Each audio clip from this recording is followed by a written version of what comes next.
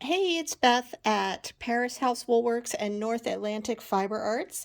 And today I just want to do a quick video as I am preparing a piece to go to an exhibit. And I actually printed out, this exhibit is going to be at the Virginia Quilt Museum. It's curated by Susan Feller of Art Wools, and it's called Stories Are Made Loop by Loop. And you can see that it's going to be July 12th through October 7th of this year. And I also printed out the artists that are going to be participating, and you can see it's Domenica Zara Queen, Cheryl Ballenbach, Terry Todd, Karen Miller, Merrill Cook, Mary Taylor Lopez, and me.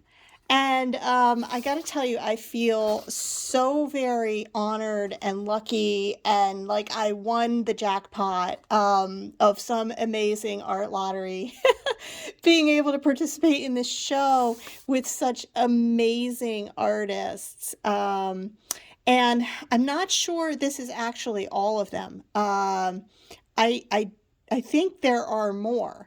So anyway, this is something you can follow on the Virginia Quilt Museum um, exhibits web page. Just go to Virginia Quilt Museum and click on exhibits, and you'll find all the wonderful things that they are doing this coming year. So one of the pieces, one of them isn't finished yet, but one of the pieces that I'm sending along today is my piece. Let's see if we can zoom out a little bit. It's not going to show that well. This is called Breaking the Cycle, and this is the piece that was in Karen Miller's beautiful, beautiful book, The Art of Mothering Our Lives in Color and Shadow. And of course, you know, Karen is Karen's amazing. The first time I saw Karen's work was in 2012 when I was just like a baby rug hooker, and I saw her work at Hooked in the Mountains in Vermont, and that was it. That was it. I was totally in love with her work from then on, and she has this beautiful book. And like I said, lucky, lucky me, I have this piece in this book. But this is a beautiful compendium. There's some of Karen's work. Just a beautiful compendium. I highly recommend buying this book. You can buy it through Rug Hooking Magazine. That is the publisher. So anyway, that is just a little background on where this piece has been before. But I need to put a label on it, and that's really what I'm talking about today. Um, you know, I'm not really experienced with this. I've only exhibited once before, and that was at Sauter Village last year in Ohio. And the labels I put on my rugs for that were using this printable fabric. And anyway, I thought I would do that again for these pieces, and hope that it's okay. But this is my Tide Pool at Dusk, which was one of the pieces exhibited at Sauter last year in the Get Hooked at Sea special exhibit. And you can kind of see it's just printed and stitched on. So what I'm doing for this piece, just to show you how this is done, I happen to get this particular sew on printed treasures, fabric paper. It's really fabric. It peels back, and you have to use a inkjet printer for these, which was awkward for me last year when I was printing the ones for Sauter, because I had just switched the studio that year over to a laser printer, because laser printers, even though you're going to pay a whole lot of money in the beginning for the ink cartridges, they last so much longer. My inkjet printer was eating me out of house and home, so I had to source another cheap inkjet printer just to do this sort of thing. But anyway, this stuff is expensive, so you want to get it right the first time. I paid $24.60 for this, and it's got 5 sheets in it. Maybe it's cheaper other places. I don't know. This was my first time using it.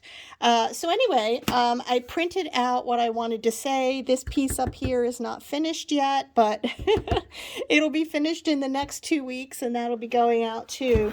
But what I did was I just printed out my information. I've got a puppy hair on there. Great. And then I just used my handy dandy quilting square to line up. I wanted this to be 3 by 5 because I didn't want it too big for the piece it's going on.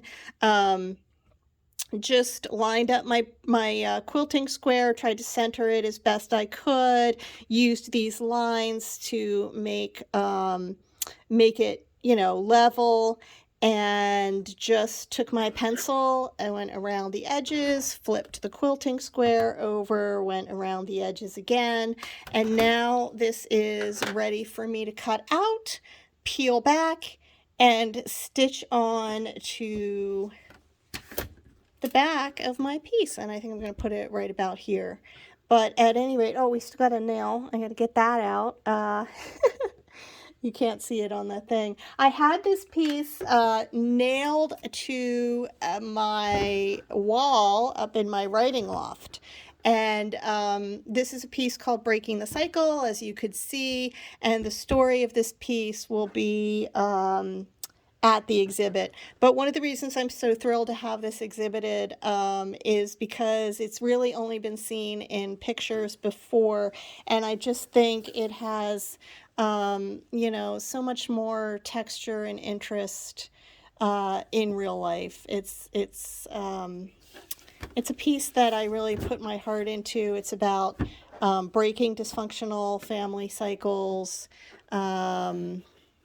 And these are my 4 boys, who are the most precious part of the world to me, along with their wives and children. So anyway, that's it. And